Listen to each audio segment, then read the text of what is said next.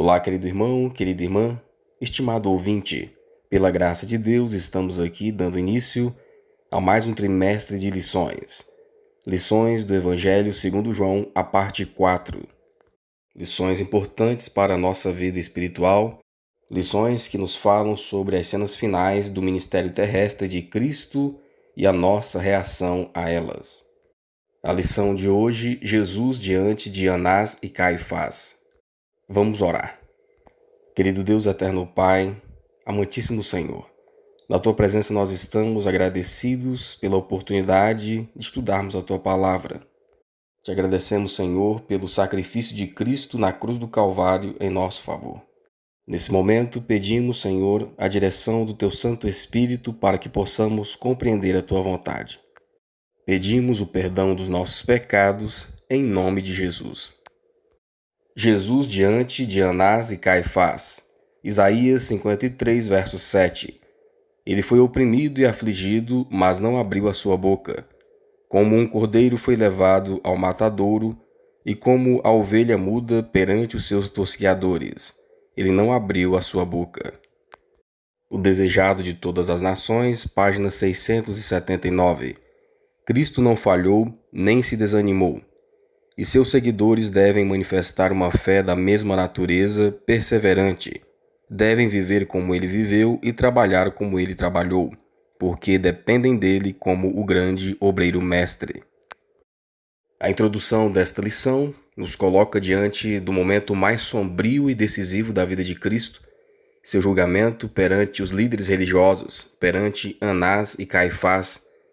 Esse episódio marca o início formal da sua paixão, ou seja, os primeiros atos de humilhação pública, prisão, julgamento religioso por meio de Anás e Caifás e depois o julgamento civil lá na frente com Pilatos e Herodes. E o clímax da paixão de Cristo foi então a sua crucificação no Gólgota. Esse episódio não revela apenas a injustiça dos homens, mas também a submissão perfeita do Filho de Deus à vontade do Pai. Como lemos em Isaías 53, verso 7, já antecipava a cena. O Messias não resistiria, não se defenderia com violência, mas permaneceria em silêncio como o cordeiro levado ao sacrifício.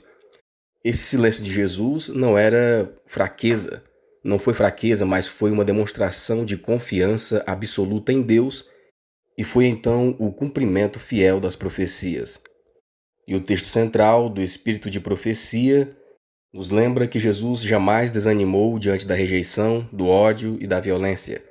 Ele perseverou até o fim da sua missão redentora, e assim a introdução desta lição nos convida a seguirmos o mesmo exemplo de fé, de perseverança e de dependência total de Deus, assim como o Senhor Jesus também demonstrou essa dependência e perseverança. No meio das provas e apesar das injustiças, ele não perdeu a sua fé, ele não perdeu a sua confiança no Pai. Portanto, esta lição não é apenas um olhar histórico do julgamento de Cristo, mas um chamado espiritual para aprendermos com a firmeza e a sua submissão ao Pai, para refletirmos esse mesmo espírito na nossa própria experiência de fé e missão aqui nesta terra. O primeiro tópico, diante das autoridades judaicas. A letra A. Após ser preso no Getsêmani, a quem Jesus foi levado com violência, João 18, 12 a 14, Mateus 26 e 57.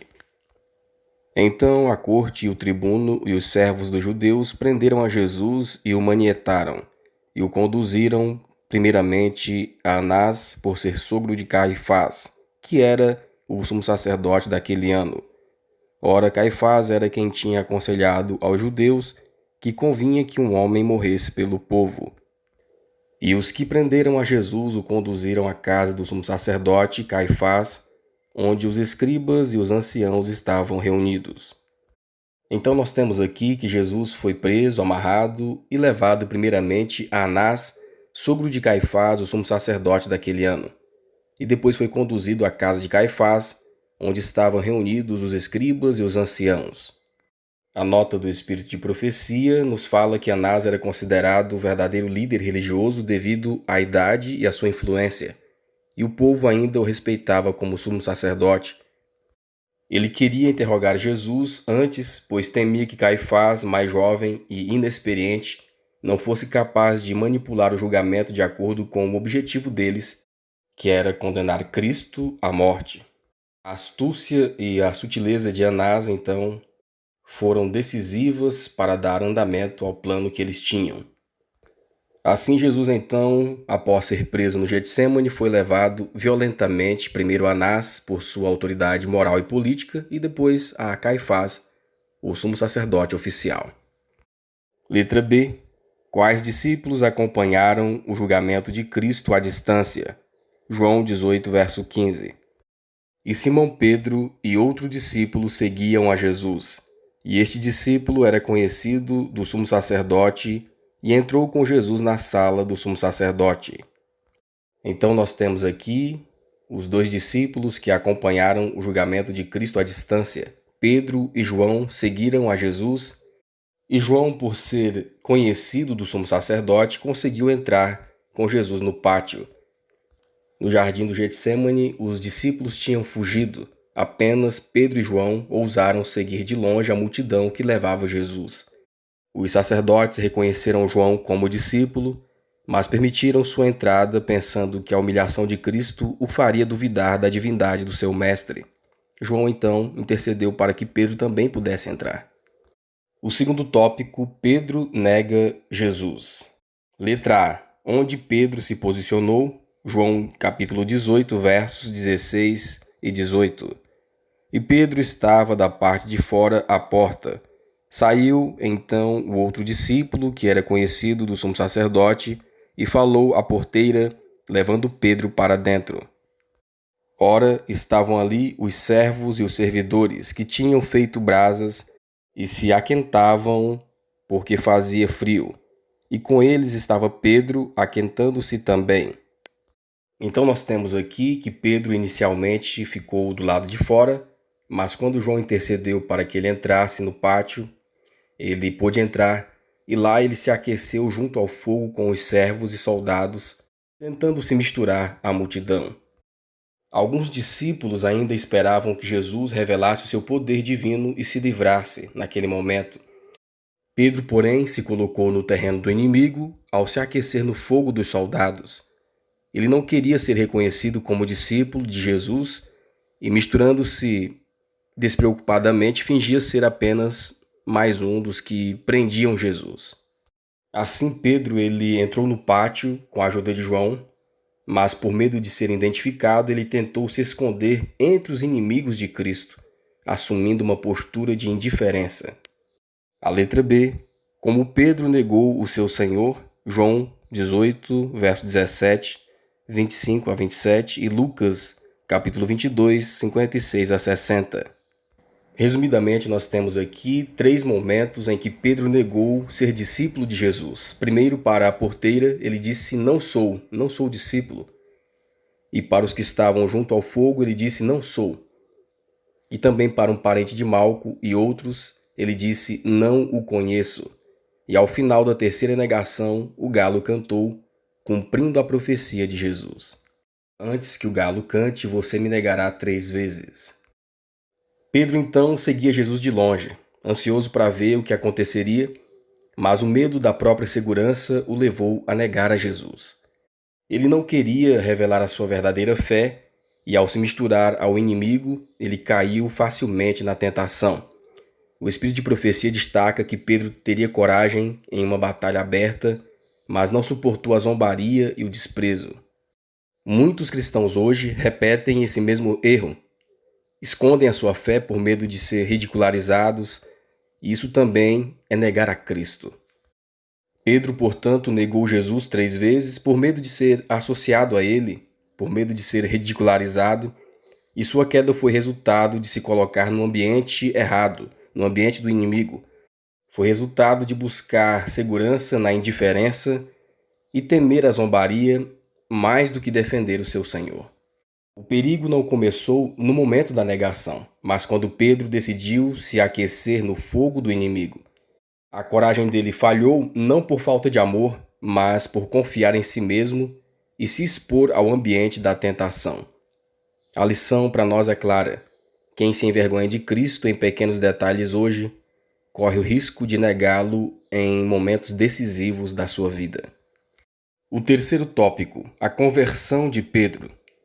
Letra A. Após negar o mestre pela terceira vez e ouvir o canto do galo, do que Pedro se lembrou e o que fez? Mateus 26:75, Marcos 14:72. E lembrou-se Pedro das palavras de Jesus que lhe dissera: Antes que o galo cante, 3 vezes me negarás. E saindo dali chorou amargamente. No momento em que o galo cantou, Jesus voltou o olhar para Pedro. O olhar de Cristo não transmitia ira nem condenação, mas compaixão, tristeza e perdão. A lembrança da promessa precipitada de lealdade até a morte foi feita poucas horas antes e trouxe-lhe dor profunda. Pedro percebeu que, embora tivesse negado conhecer a Jesus, Jesus o conhecia plenamente e havia previsto com exatidão a sua queda. O olhar compassivo de Cristo despertou em Pedro arrependimento sincero. A lembrança das palavras de Jesus o levou a chorar amargamente por causa do seu pecado. Letra B. Para onde foi o discípulo humilhado? Qual foi a causa do seu grande pecado? Lucas 22:62. E saindo Pedro para fora, chorou amargamente. Pedro saiu para fora, saiu em trevas, andando sem rumo, sem perceber que havia voltado ao Getsêmani.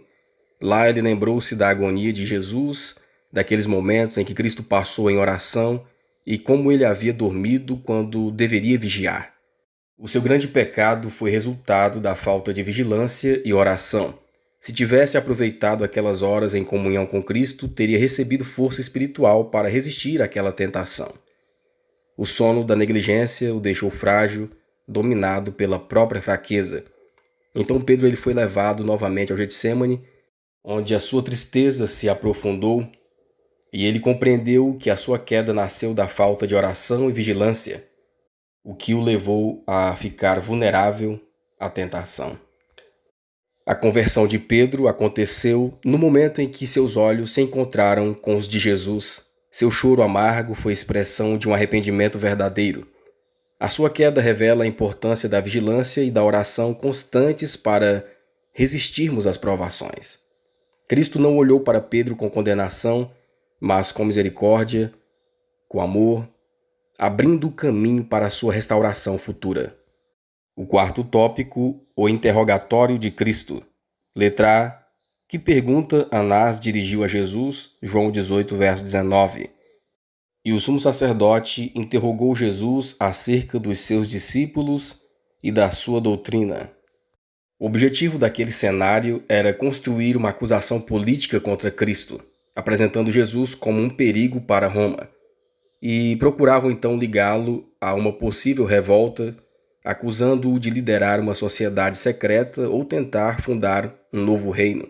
E se conseguissem provar isso, poderiam entregá-lo como perturbador da paz e obter a pena de morte. Assim, Anás buscava acusar Jesus de sedição, tentando extrair dele uma declaração comprometedora sobre seus discípulos e sobre os seus ensinos. Letra B. Relate a prova de paciência que Jesus suportou. João 18, 20-23. Isaías 53 e 7. Jesus lhe respondeu: Eu falei abertamente ao mundo, eu sempre ensinei na sinagoga e no templo, onde os judeus sempre se ajuntavam, e nada disse em oculto. Para me perguntares a mim? Pergunte aos que ouviram o que é que lhes ensinei, e eis que eles sabem o que eu lhes tenho dito. E tendo dito isto, um dos servidores que ali estavam deu uma bofetada em Jesus, dizendo: Assim respondes ao sumo sacerdote? Respondeu-lhe Jesus: Se falei mal, dá testemunho do mal. E se bem, por que me feres? E ele foi afligido, oprimido, mas não abriu a sua boca. Como um cordeiro foi levado ao matadouro, e como ovelha muda perante os seus tosqueadores, assim ele não abriu a sua boca. Nós vemos aqui então que a resposta de Jesus silenciou Anás, mas despertou a ira nos oficiais. Cristo sofreu profundamente os abusos e insultos, pois a sua santidade tornava o contato com o pecado ainda mais doloroso. Ele poderia, com um só gesto, esmagar os seus acusadores, mas escolheu suportar em silêncio. Jesus passou por uma prova extrema de paciência. A tentação de revelar seu poder divino e calar os inimigos foi fortíssima, mas ele permaneceu no caminho da humildade e submissão. Cristo foi então humilhado e agredido injustamente, mas respondeu com mansidão e dignidade, cumprindo a profecia de Isaías 53, verso 7. Sua paciência demonstrou tanto seu amor pelos homens, quanto seu compromisso em cumprir o plano divino da redenção. Diante desse cenário, nós podemos ver que o interrogatório de Anás não visava a verdade, mas apenas fabricar acusações. Cristo revelou então transparência, nunca pregou em segredo, tudo que ele falava era público. Ao ser agredido, ele não retalhou, mostrou então autocontrole e submissão à vontade do Pai. A sua paciência em meio à humilhação nos ensina que a vitória espiritual muitas vezes está em não reagir como o mundo espera, mas permanecer firmes em mansidão. O quinto tópico, condenado por se identificar. A letra A, não encontrando evidência conclusiva para condenar a Jesus, que pergunta Caifás fez ao Salvador, Mateus 26:63. Jesus, porém, guardava silêncio. E, insistindo, o sumo sacerdote disse-lhe: Conjuro-te pelo Deus vivo que nos digas se tu és o Cristo, o Filho de Deus. Temos aqui, então, que não encontrando provas contra Jesus, Caifás, então, apelou a um juramento solene, exigindo que Cristo declarasse abertamente a sua identidade como Filho de Deus.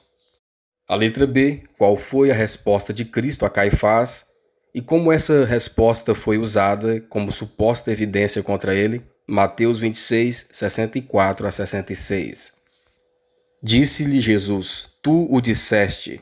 Digo-vos, porém, que vereis em breve o Filho do Homem assentado à direita do poder e vindo sobre as nuvens do céu. Então o sumo sacerdote rasgou as suas vestes, dizendo: Blasfemou. Para que precisamos ainda de testemunhas? Eis que bem agora ouviste a sua blasfêmia. Que vos parece? E eles respondendo disseram: É réu de morte. Então nós vemos aqui Jesus falando, devolvendo então a pergunta, de Anás. Tu o disseste, vereis o Filho do Homem assentado à direita do poder, vindo sobre as nuvens do céu.